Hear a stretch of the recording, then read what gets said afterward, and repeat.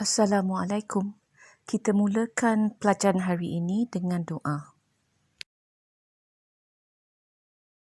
اللهم انفعني بما علمتني وعلمني ما ينفعني وارزقني علما تنفعني به.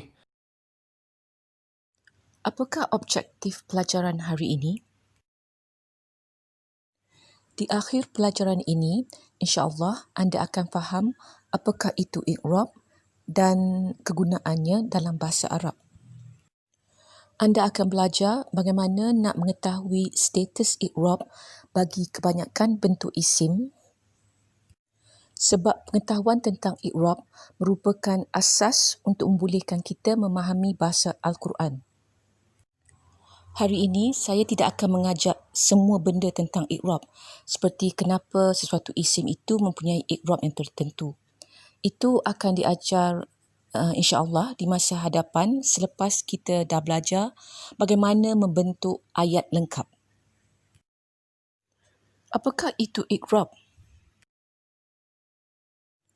Sebelum ini, kita dah belajar bahawa setiap isim mempunyai 4 ciri penting dan i'rab adalah salah satu daripadanya. Ciri-ciri yang lain adalah jantina, yakni muzakkar atau muannas. Kita dah belajar topik ini dalam pelajaran 5 yang lalu. Bilangan. Setiap isim ada bentuk perkataan untuk 1, 2 atau jamak, yakni 3 atau lebih. Ini pun kita dah belajar dalam pelajaran 6.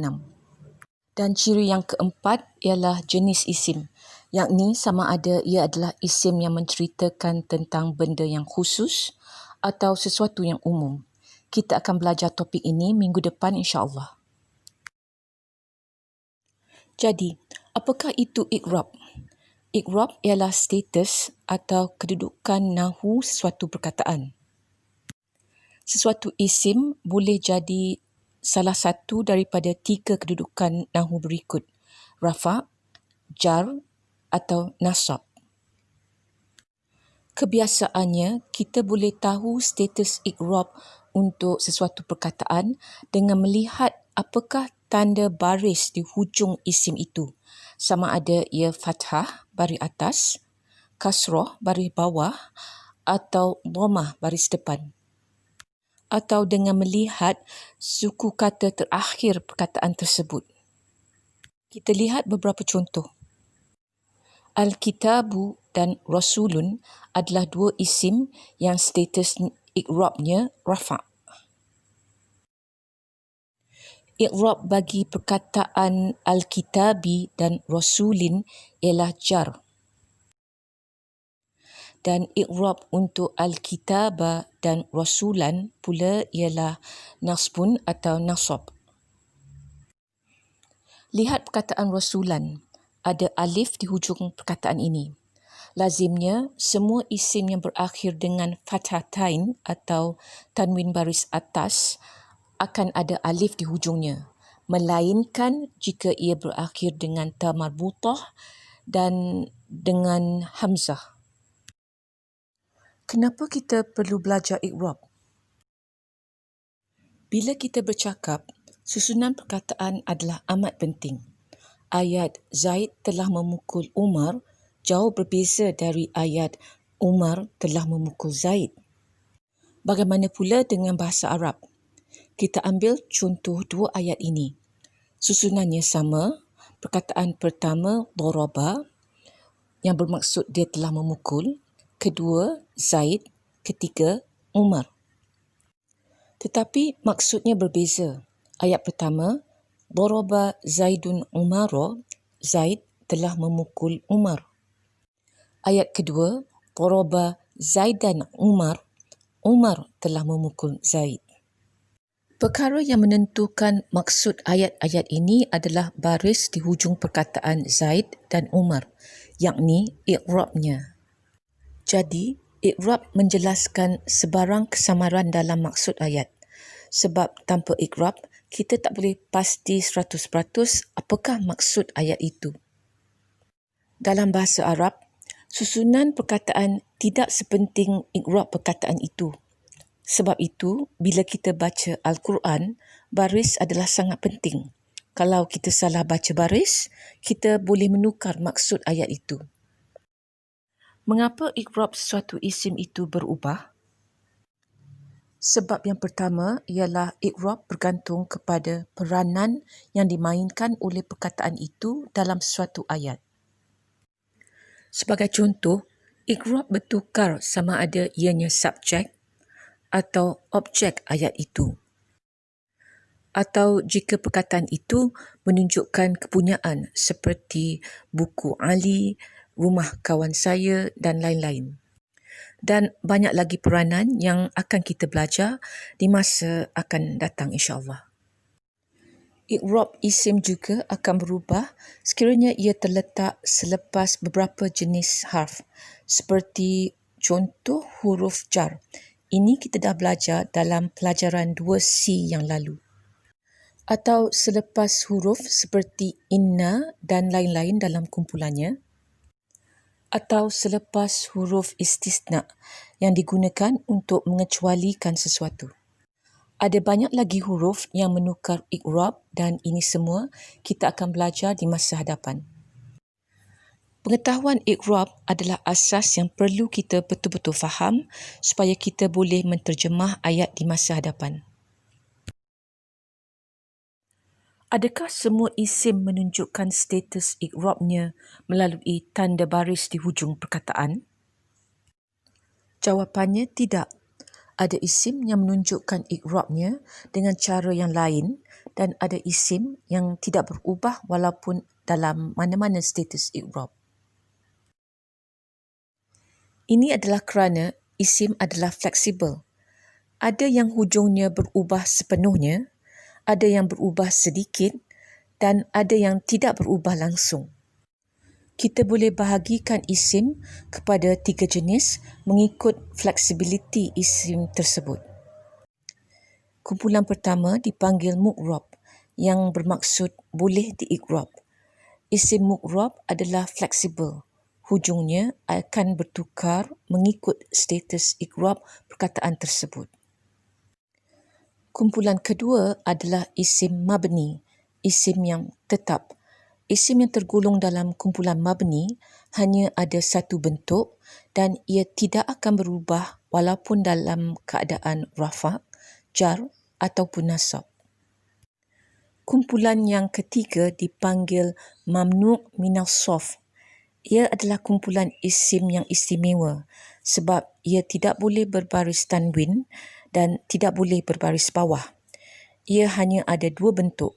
Bentuk nasab dan jarnya adalah sama. Kita akan belajar lebih mendalam tentang mamnu' minas sarf di masa akan datang. Kita lihat contoh isim mu'rab seperti perkataan Alkitab yang bermaksud buku. Hujungnya bertukar mengikut i'rab perkataan dalam setiap ayat.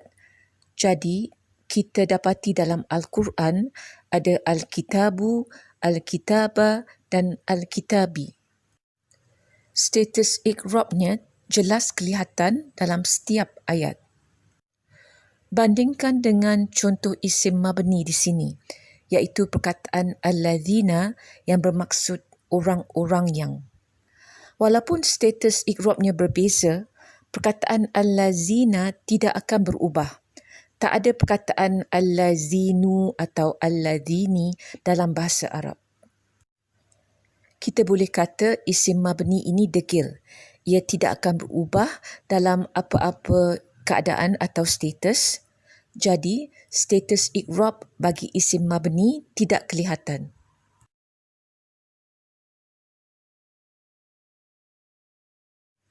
Bagaimana kita nak tahu isim manakah yang mu'rab atau yang mabni dan yang mana mabnu' minas sarf? Kita bincang tentang isim mabni dulu. Isim mabni tidak berubah. Perkataan-perkataan berikut adalah contoh isim mabni.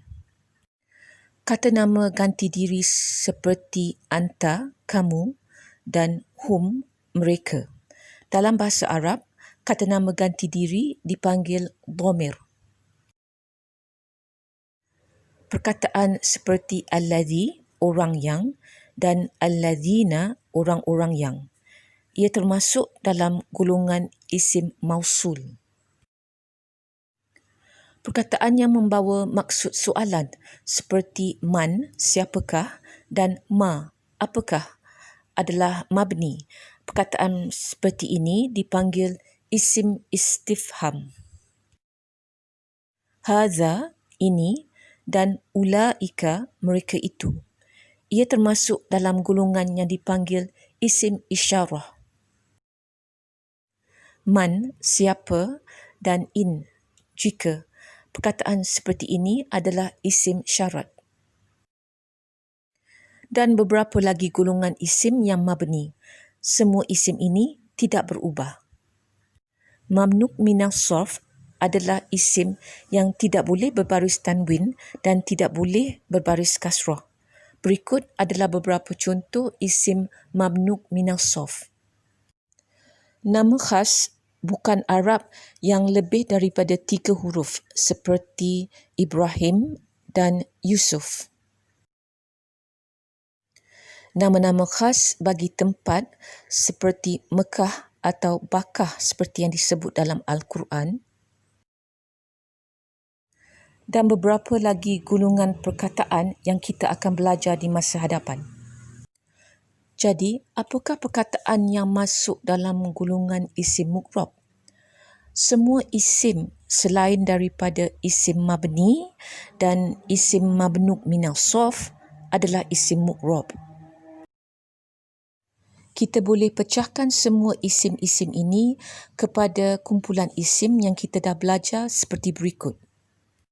Isim mufrad atau satu, isim musanna atau dua, isim jamak muzakkar salim, isim jamak muannas salim, jamak taksir, dan 5 isim istimewa yang kita belum belajar lagi, yakni abun, bapa, akhun, saudara, hamun, ipar, fu, mulut, dan zu, yang mempunyai. Tak salah saya, hanya 3 daripada 5 perkataan ini ada disebut di dalam Al-Quran, abun, akhun, dan zu. Kita akan tinggalkan dulu 5 isim ini dan tumpukan perhatian kita kepada isim yang kita dah belajar dahulu. Kebanyakan isim tergolong dalam kumpulan ini. Kita mula dengan isim mufrad dan gunakan perkataan Muslim yang bermaksud seorang lelaki Islam sebagai contoh. Bila hujungnya berbaris depan atau dhammah, i'rabnya rafa'. Baris bawah, status i'rabnya jar. Baris atas, i'rabnya nasab. Jadi, tanda i'rab untuk isim mufrad ialah baris depan, bawah dan baris atas di hujung perkataan. Untuk isim musanna, kita dah belajar ada 2 bentuk perkataan, muslimani dan muslimaini. Muslimani ialah bentuk perkataan yang i'rabnya rafa'. Muslimaini i'rabnya boleh jadi jar atau nasab. Kedua-duanya berkongsi bentuk isim yang sama. Jadi, tanda i'rab untuk isim musanna ialah alif dalam imbuhan ani dan ya dalam imbuhan aini. Untuk jamak muzakkar salim pula, kita dah belajar ada 2 bentuk juga, muslimuna dan muslimina. Muslimuna untuk i'rab rafa', muslimina untuk i'rab jar dan i'rab nasab. Kesimpulannya, tanda i'rab untuk jamak muzakkar salim ialah waw dalam imbuhan una dan ya dalam imbuhan ina. Sekarang kita perhatikan isim muannas pula. Sama seperti isim mufrad muzakkar, isim satu lelaki tadi, tanda i'rabnya baris depan untuk rafa', baris bawah untuk jar dan baris atas untuk nasab. Dan untuk isim musanna muannas, isim 2 perempuan, tanda i'rabnya adalah sama seperti isim musanna muzakkar tadi. Alif dalam imbuhan ani untuk i'rab rafa' dan ya dalam imbuhan aini untuk jar dan juga nasab. Kita lihat isim muannas salim pula. Muslimatun, i'rabnya rafa', ia berakhir dengan baris depan. Muslimatin berakhir dengan baris bawah untuk jar dan juga nasab. Perhatikan bahawa jamak muannas salim tidak boleh berbaris atas. Kita tidak akan jumpa jamak muannas salim yang berbaris atas. Itu mustahil dari sudut i'rab. Jadi, tanda i'rab untuk jamak muannas salim ialah baris depan untuk rafa' dan baris bawah untuk jar dan juga nasab. Kita lihat perkataan kitab atau buku pula. Kita abaikan bentuk mufrad dan musanna untuk perkataan ini sebab cara i'rabnya sama seperti dua contoh perkataan yang terdahulu. Jamak untuk kitabun ialah kutub, buku-buku. Kita dah belajar ia adalah jamak taksir sebab bentuk jamaknya tidak mengikut satu formula mudah. Bila hujung jamak taksir berbaris depan seperti kutubun, status i'rabnya adalah rafa'. Baris bawah kutubin, i'rabnya jar. Baris atas kutuban, i'rab nasab. Jadi, tanda i'rab untuk jamak taksir ialah baris depan, baris bawah dan baris atas. Sama seperti tanda i'rab untuk isim mufrad. Sebagai kesimpulan, i'rab adalah status nahu sesuatu perkataan. I'rab sesuatu isim boleh bertukar mengikut peranan isim itu dalam suatu ayat. Seperti contoh jika ia objek atau subjek ayat itu. Dan jika ia terletak selepas beberapa jenis harf yang tertentu seperti huruf jar. Isim boleh dibagikan kepada 3 jenis dari segi i'rab. Mu'rab, mamnu' minas sarf dan mabni. Isim mabni ialah isim yang tidak berubah dalam apa-apa keadaan dan tidak menunjukkan status i'rabnya. Mabnu' minas sarf ialah sekumpulan isim yang tidak boleh berakhir dengan tanwin maupun dengan baris bawah. Kita akan belajar tentang isim mabni dan mamnu' minas sarf dengan lebih terperinci di masa akan datang. Mu'rab pula ialah isim yang hujungnya bertukar untuk menunjukkan status i'rab. Kita dah lihat beberapa contoh isim mu'rab dan boleh buat kesimpulan berikut.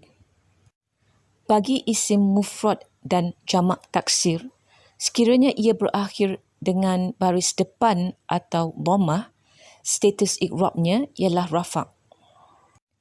Jika baris bawah atau kasrah, ia adalah jar dan baris atas atau fathah menandakan isim itu adalah nasab. Bagi isim muthanna, jika ia berakhir dengan ani, ia rafa'.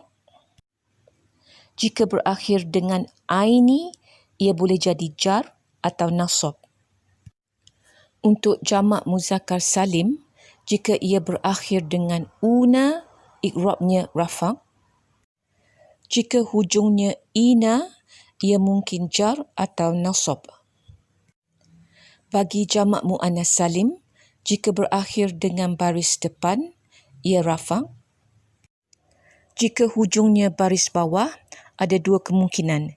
Ia boleh jadi jar atau nasab. Mustahil bagi jamak muannas salim untuk berbaris atas di hujungnya. Pengetahuan i'rab adalah asas yang perlu kita betul-betul faham supaya kita boleh menterjemah ayat di masa hadapan. Sebelum kita berhenti untuk minggu ini, kita baca dulu tasbih kafarah.